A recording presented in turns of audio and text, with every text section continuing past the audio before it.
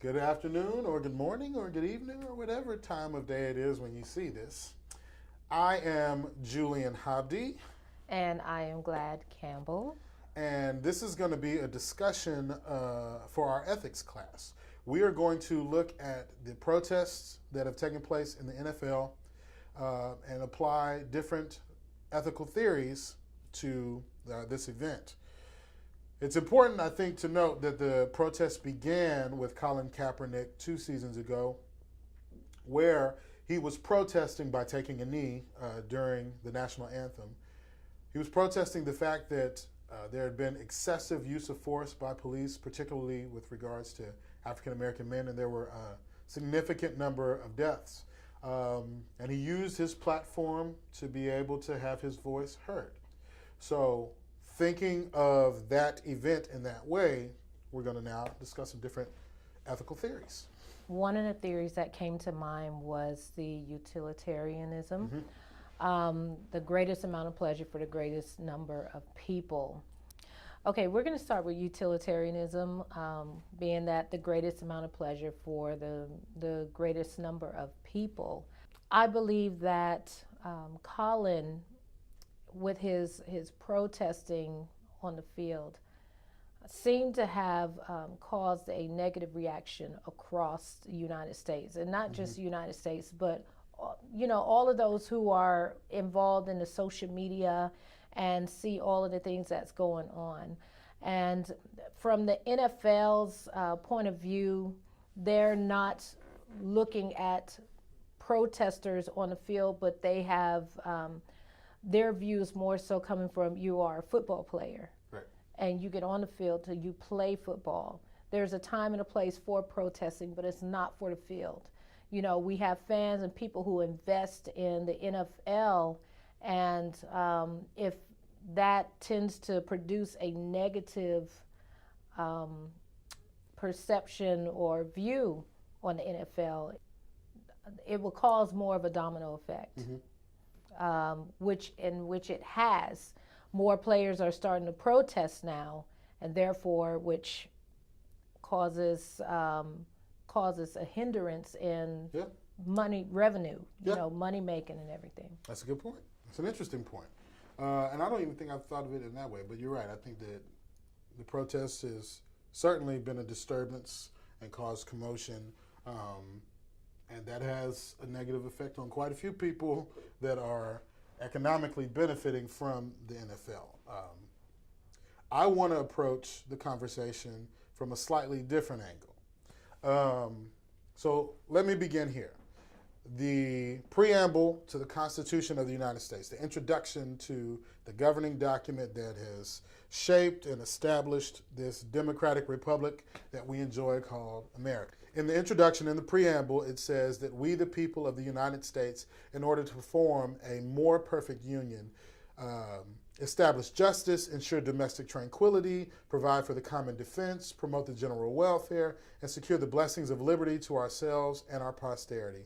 Do ordain and establish the Constitution of the United States of America. In the bones of that document, in the bones of even just that preamble, are very lofty ideals like justice, tranquility, general welfare, liberty. These are easily considered to be virtues. We would define virtue basically as moral excellence. Aristotle had a view of ethics, virtue theory, where he suggested that virtue was the way that we ought to be living, that we are made in such a way to where virtue should be what we do. If we define virtue as moral excellence, in Aristotle's point of view, who we are matters more than what we do, precisely because what we do flows from who we are. Who we are is a function of the habits we practice.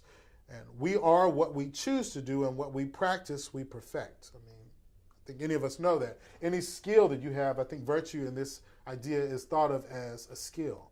And any skill you develop, the more you practice it, the better you become at it. So Aristotle said this is a quote from Aristotle: "Excellence is an art won by training and habituation. We do not act rightly because we have virtue or excellence, but we rather have those because we have acted rightly. We are what we repeatedly do. Excellence then is not an act, but a habit. So maybe the question there is, why is virtue important? Why does it matter if we live virtuously? Aristotle had an answer for that as well. He said eudaimonia, which is an interesting Greek idea that is sometimes translated happiness, but it might more appropriately be thought of as human flourishing. That we are made up in such a way that we are most fulfilled when we are virtuous. Virtue is what we were built to do, and when we aren't, we are like phones that don't dial out. We exist, but not in the way in which we were intended. He also said that virtue was the golden mean between two vices. There was the vice of excess and then the vice of deficiency. And that what we were seeking out was the golden mean, the middle, which was virtue.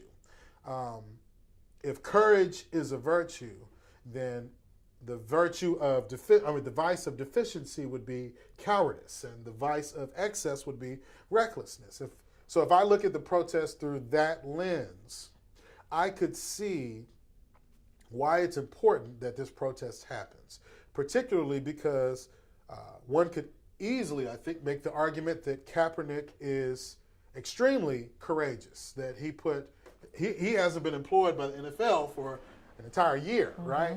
And he should be. I mean, he's a dynamic quarterback, and there are a lot of really bad ones that are employed right now, but he doesn't have a job precisely because of what he initiated with the protests. And a number of teams, thinking from a utilitarianistic standpoint, were like, this is not going to be good for us, so we're not going to bring Kaepernick in. But courage is the capacity to be able to do in the face of forces that would prevent you from doing. And I think it's easy to make the argument of what he's doing is courageous.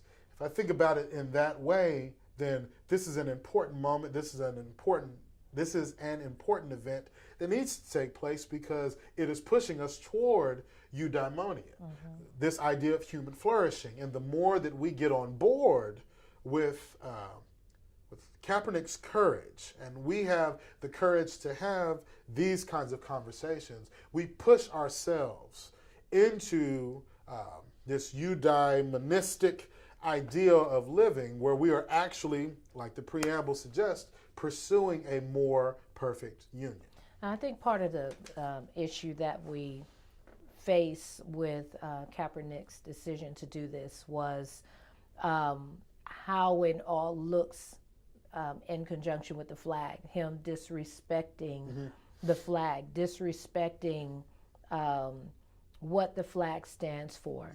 And even though he wasn't necessarily attacking the flag, he used it as a means to an end, in a sense. He used it to express his freedom of speech, to express that the brutality and all of that needs to come to an, it needs to stop.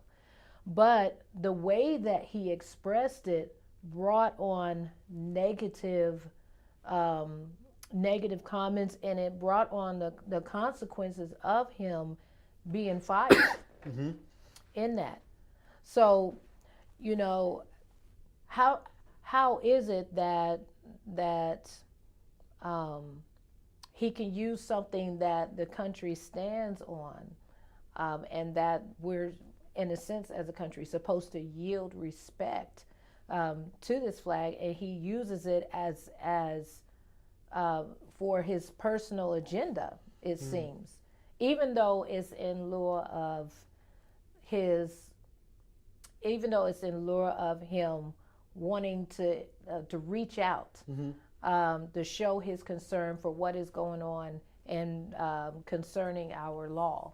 And I see that same idea differently. I think what he's doing is embodying what the flag represents, that he's actually expressing and taking advantage of the rights that belong to all Americans, which is to to have their voice heard and to contribute. I think he has an obligation to the community of Americans to see what's wrong in the world and do something about it. So, and I've said this in previous classes, that I've been thinking about this idea of justice, and that justice, I think we think of it as doing good and making sure things are equitable and fair and right. As I think about that idea of justice, I think there are at least two components. It is doing good, but it's also doing something about the bad. It's not enough to go through life doing good and going about your merry way, but that you cannot stand idly by when there is wrong happening and not do something about it. So I don't see him as using the flag as a means to an end, partly because he doesn't do anything really to the flag. What I see him doing is using his platform, his fame, his influence to be able to bring a conversation to the attention of the country that needs to be had. So this is what we do, I guess, with ethics, is that we take what's in front of us and we try to make sense out of the world and try to figure out a way which we can move together. So thinking of that idea of how do we move forward together, we discussed and negotiated a couple of different ethical principles and theories and decided that how we wanted to look at how we could possibly come together is through Kant's categorical imperative. There are two components to the categorical imperative. One of them being the universalizability principle, which suggests that we act only according to that maxim, which is a rule or principle of action, which you can at the same time will that it should become a universal law without contradiction. I continue to think of that as the golden rule, that do unto others as you would have them do unto you. I don't even, that's how I feel about it. Second one being the formula of humanity. Act so that you treat humanity, whether in your own person or in that of another, always as an end and never as a mere means. So that you are valuable, you know that you are valuable, and you need to see other people as valuable too, valuable in and of themselves. And so Kant is suggesting that we should not treat people as means to an end, which I think we agreed kind of to some degree or another contradicts with utilitarianism, which is really just moral calculus, that it takes a formula, doesn't account for people, it's just what's going to be the greatest good for the greatest number of people. Kind of puts to the wayside the people who don't fit into the category of the majority. So if we look at that idea, are there any thoughts you have about how we can move together utilizing the categorical imperative? Well, we can see the domino effect that what Kaepernick has done. It has affected people in other countries. People are looking at justice. So it seems like that what he has done has actually reached into areas far further than the United States, with the help of social media and news, so forth. People are starting to become more aware about the quality of life, and and basically in the end of things is that people are going to veer on the side of justice. They're going to veer on the side of caring and sympathy and seeing how this violence has divided the country, so forth. And so the Kantian theory kind of helps us to revisit the value of life, the value of how we should view life, how we should move forward, in life, helping one another, each other. And so valuing each other's lives to the point where we make sacrifices. Well, and I think that's a good point for us to bring this to a close on. I think that's kind of at the core of why this protest was initiated, is because I think Kaepernick and a number of people felt that black lives were being devalued in a profound way. And we needed to have a conversation about how we can move forward together, valuing these people. Now, we utilize, I don't want to go too far down a bunny trail here, but we utilize black artistic expressions, like hip hop, gospel music, a number of things. We debit from that community, and those things are seen throughout commercials, real estate, every sector of business and enterprise utilizes, I mean, is affected by hip hop. I mean, hip hop has kind of touched everything, right? We cannot then, to that same community, turn a blind eye to what's happening with that community. And I think you're right. I think on all sides of this debate, those who stand with Kaepernick, those who stand against him, I think we can all agree that if we can begin to see all people as people and can be empathetic, that when there is an affront to justice anywhere is an affront to justice everywhere, right? And I'm messing up that quote. But if we can see people in that way, we might be able to move this, not just this event, but the entire democratic experiment that we have in America forward, and we may create a more vibrant and better world. So I think we'll close it right there. Well said. Yeah. Go team. All right, so this is Ethics for You, brought to you by Texas Wesleyan University. Have a great day.